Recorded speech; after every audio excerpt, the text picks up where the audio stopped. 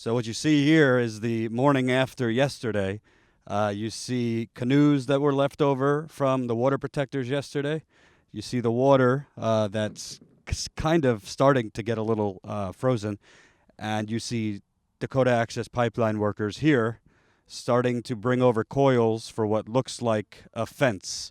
The fence they're going to be building right at the base of the mountain.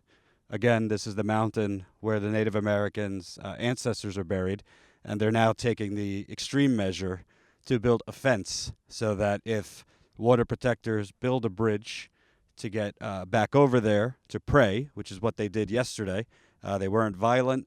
They were just lined up in the hundreds, praying peacefully with signs. Essentially, they are building a fortress around the Native Americans' ancestral burial ground so that the Native Americans cannot go pray where their ancestors are buried.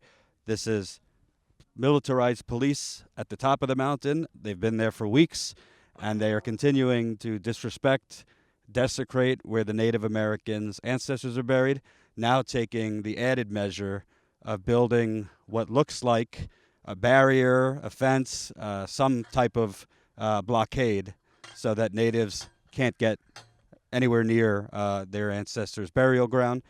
This will surely only escalate tensions here between the natives and these security forces.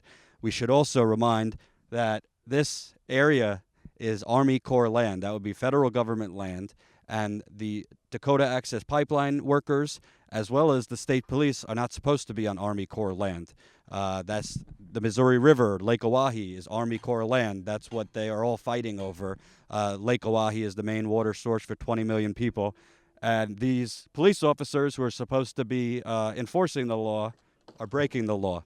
You could see the DAPL worker has broke the canoe in half. So you're seeing them building all around a thick blockade of razor wire, the water, and at the base of essentially a giant burial ground. So these same people who surely wouldn't like pipelines or people disturbing where their ancestors are buried have no problem doing it to Native American land. Of course, that's a ultimate disrespect, but it's something that we expect from these inhuman oil robots, you know. It's something that we've come to expect. They have no concern of any history or morals or humanity. They're inhuman. Seeing this razor wire go up represents a lot, you know.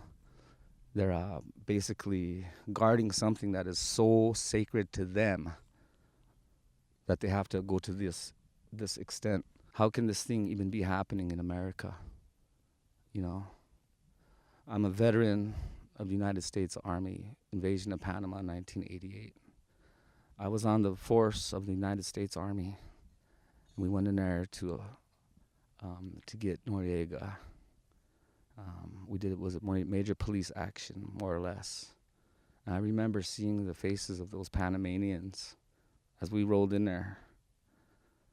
There was some fear, there was some joy on theirs. There was fear in my eyes for sure. I didn't know what to expect. So anyways, you jump forward 30 years and here I am on the other side of that force. You know, I'm on the resistance side. You can lock us up at the gates of hell and we won't back down. We will stand our ground. Way-ah-hi, way-ah-hi-oh. No DAPL, we won't back down. Way-ah-hi, way-ah-hi.